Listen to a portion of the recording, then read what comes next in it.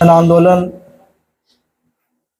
और सामाजिक न्याय से जुड़े साथियों का आज एक सम्मेलन है और इस सम्मेलन की अध्यक्षता माननीय डॉक्टर विलक्षण बौद्ध जी कर रहे हैं।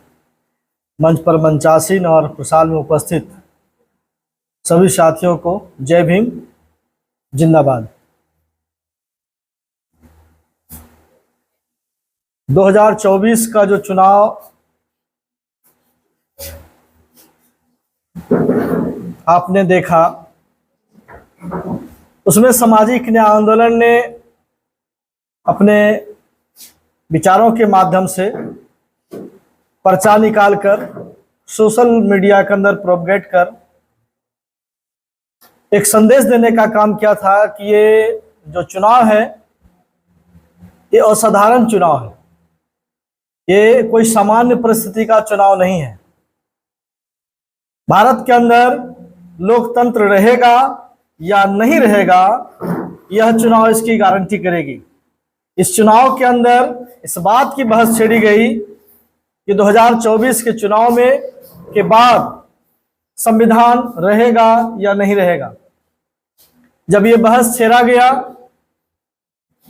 तो इस बहस ने उस मुहिम को तेज किया जिस मुहिम को चलाने का काम सामाजिक न्याय आंदोलन पिछले 10-12 साल से करने का काम किया है। हमने भागलपुर के इस मुख्यालय से इस कार्यक्रम को शुरुआत की, लेकिन केवल भागलपुर के मुख्यालय में न रहा, बल्कि हमने इसका तार राज्य की राजधानी से जोड़ा। भागलपुर में कार्यक्रम करते, फिर पटना जाते, पटना से फिर कार्यक्रम लेते तो बिहार के विभिन्न जिलों तक जाते थे, चाहे वह मुजफ्फरपुर हो, गया हो, दरभंगा हो, बेगूसराय, खगड़िया, बांका, मुंगेर हो, कटिहार हो, पूर्णिया हो। हमने अधिकतम जगहों पर जाकर सम्मेलन करने का काम किया।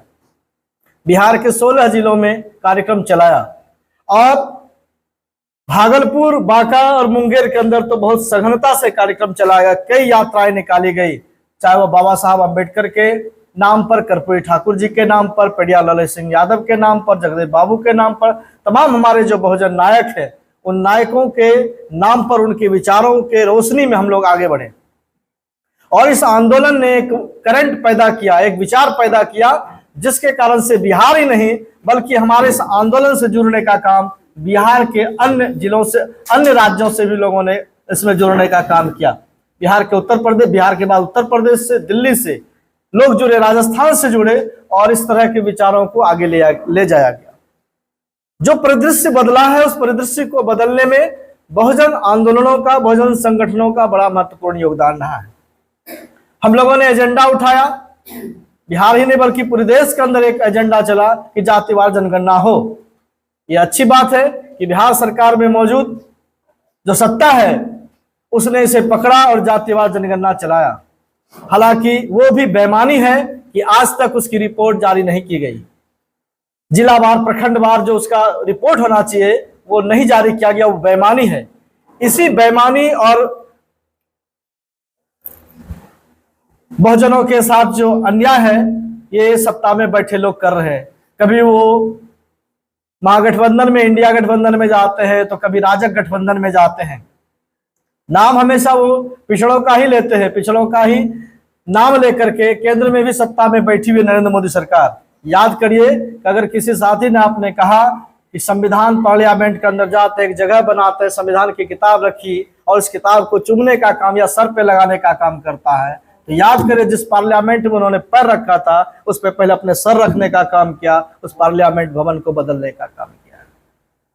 आज भी उसका हिडन एजेंडा है कि इस देश के अंदर जो हिंदुत्व के नाम पर ब्राह्मणवादी, मनुवादी सत्ता को हम स्थापित करें, आज वो एजेंडा है। और उस एजेंडा पर जो सामने अभी नए नए कानून फिर से आ रहे हैं, नई नई चीजों को घोषित किया जा रहा है, उस एजेंडा से वो भटका नहीं है। केवल यह है कि आपके आंदोलन के दबाव के कारण थोड़ा सा उसका जो गति है वो धीमा हुआ है। हमारे बहुजन साथियों के, आंदोलनकारियों को जो उठाने का काम है, गिरफ्तारी करने का काम है, केस मुकदमा में फंसाने का काम है, थोड़ी सी गतिविधि उसकी कम हुई।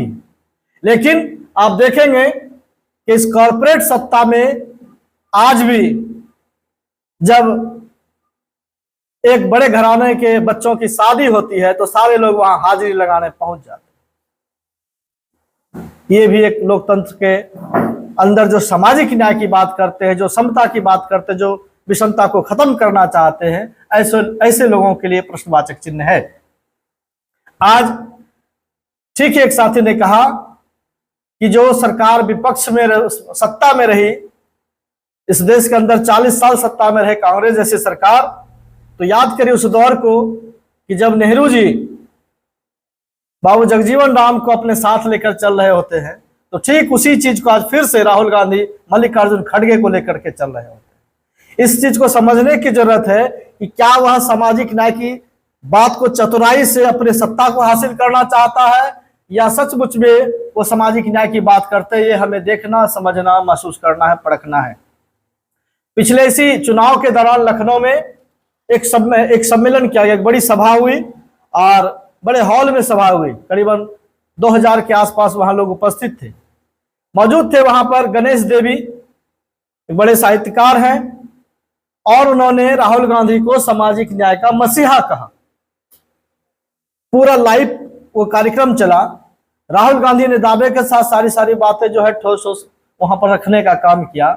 लेकिन ये जान लीजिए कि सामाजिक न्याय की बात सामाजिक बहुजन समाज के लोग जब पहुंचेंगे, बहुजन समाज के ही लोग स्थापित होंगे, उन्हीं का एजेंडा होगा, उन्हीं का विचार होगा और उनका नेता होगा, तब हमारा ये सब चीज लागू हो पाएगा। अन्यथा वोट में तब्दीली करने का काम करेगा। आज हमारे सामने चुनौती है बिहार में। अब बिहार में हम संविधान बचाओ का नारा तो अभी नहीं दे सकते, क्योंकि संविधान का खतरा सीधे सीधे दिखेगा नहीं।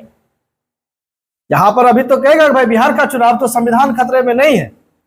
लेकिन मान्यवर इस बात को समझने की जरूरत है, ये देश का एक इकाई है बिहार, और बिहार के राजनीति में भी अगर फिर से फिरका परस्त लोग सत्ता में बैठ गए, नीतीश जैसे लोग, दल बदलू जैसे लोग फिर से सत्ता में आ गए, कभी इधर कभी उधर जा करके, तो बहुजनों का हानि है। इसलिए बहुत ठोस हमारे सामने एक बहुत मजबूत चुनौती है, क्योंकि यह एक ऐसा व्यक्ति है जिसने हमारे आंदोलनों को कुंद करने का काम किया। कुंद करने का इस दृश्य में बात करना चाहता हूं। कभी अभी जातिवार जनगणना हुआ, फिर से हाईकोर्ट में जाकर के इस मामले को लटका दिया गया है, जबकि बिहार के अलावे अन्य राज्यों में, तमिलनाडु में या अन्य राज्यों में भी आरक्षण हमारे इस सीमा से ज्यादा है। हमारे यहां फिर ऐसा मामला क्यों हो गया? इस बात की लड़ाई हमारे विपक्ष के नेता पहले सबसे निकल के बोलना चाहिए। तो सत्ता में जो बैठे हैं, जिन्होंने भी सड़ मुड़वा के आया है, उन्होंने कहा कि हम हाई कोर्ट में जाकर के सुप्रीम कोर्ट में चुनौती देंगे। अरे भाई, तुम्हारी सरकार है, तुम कानून पास करो, जो हमारा अधिकार है, मौलिक अधिकार है, वहां पर इस बात को डालो। तो ये बातें नहीं हो रही है। तो हमारे सामने आज जो चुनौती है, इस चुनौती को हमें स्वीकारना चाहिए, हमें कार्यक्रम बनाना चाहिए। जिस तरह से हम लोगों ने पहले गांव-गांव जाने का काम किया, यात्रा निकालने का काम किया, नुक्कड़ सभा लगाने का काम किया, चौक चौराहे पर बोलने का काम किया, पर्चा पोस्टर निकालने का काम किया, उस तरह की चुनौती और गति के साथ हमें आगे करने की जरूरत है। और इस कड़ी में हमारे साथ आने वाले बिहार के अलावे झारखंड या उत्तर प्रदेश या दिल्ली और अन्य राजस्थान, अन्य जगह के जो साथी हैं, उन सबको जोड़ करके एक फिर से बड़ा एक सम्मेलन करना चाहिए पटना के अंदर। और उस सम्मेलन में आकर के हमें निर्णय लेना चाहिए कि ये लड़ाई अभी और तेज करने की जरूरत है, और इस लड़ाई को हम बहुत धीमा नहीं होने देना चाहते हैं। इस लड़ाई को कहीं किसी मुगालते में फंस करके नहीं कि अब हमारी लड़ाई ये लोग लड़ लेंगे और हम उनके पीछे लग जाए, जैसा रिंकू जी ने विषय प्रवेश में कहा कि हम कहीं इंडिया गठबंधन के जाकर के पीछे झंडादार ना हो जाए।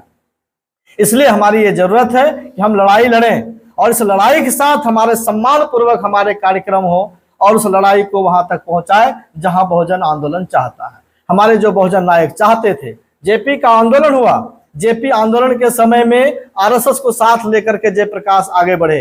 अभी यहां पर बात हुई थी सॉफ्ट हिंदुत्व और सावरकर का जो है जय श्री राम वाला जो हिंदुत्व है, हम इन दोनों को धता बताने की जरूरत है, इन दोनों को अपने चुनौती के रूप में स्वीकारने की जरूरत है, क्योंकि हमारे बहुजनों ने साफ साफ तौर पर हमें दृष्टि दिया है, हमारे विचारों से समझाने का हम लोगों को काम किया है। अगर हम इस तरफ आगे बढ़ेंगे तो निश्चित हम सफल होंगे। कहीं से आप लोगों को मन में किसी प्रकार का ये नहीं रहना चाहिए कि हम कमजोर हो गए हैं। हम ये जो संख्या वगैरह देखते हैं, ये संख्या पर मत जाइए। हर एक लोग संख्या बनाने वाले लोग हैं। यहाँ तो हम बैठे हैं विचार करने, हम यहाँ बैठे हैं कि हम किस तरह का रणनीति बनाएं, हम किस तरह का कार्य योजना बनाएं और इस लड़ाई को हम कहां तक ले जाएं। फिर साथी तो जुटने के लिए जब हम लोगों ने यहाँ पर बहुजन दावेदारी रैली किया गया था, हजारों के संख्या में उस बारिश के समय में लोग उतर के सड़क पर आंदोलन किया, ये तो हमारी उपलब्धि रही है। जब हम पटना में रविंद्र भवन में हम लोगों ने कार्यक्रम किया तो पूरे प्रदेश से हजारों लोग वहां पहुंचे, अलग अलग राज्यों से लोग पहुंचे, उत्तर प्रदेश से दर्जनों लोग आए थे। ये हमारे काम को गति मिला है, हम इस काम को आगे बढ़ा सकते हैं। हमारे पास बहुत सारा मन में कहीं से हीन भाव ना आए, कहीं से कमजोर ना आए कि हम कमजोर हैं। हमारी लड़ाई आगे बढ़ी है।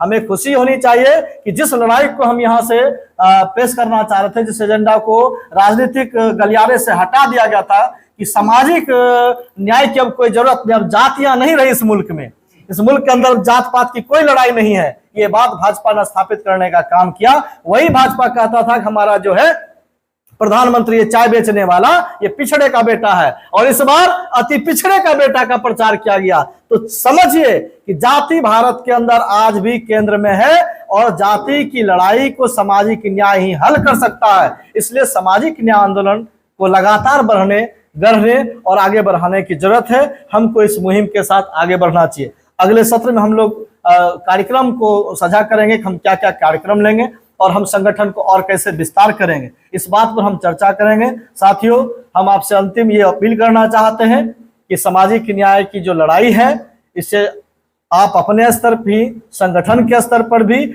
और आपके रिश्ते नातेदार जहां हैं वहां भी जाएं तो वहां भी इस बात को रखें और अधिकतम से अधिकतम लोगों को जोड़ने का काम करें। बहुत बहुत धन्यवाद, आभार।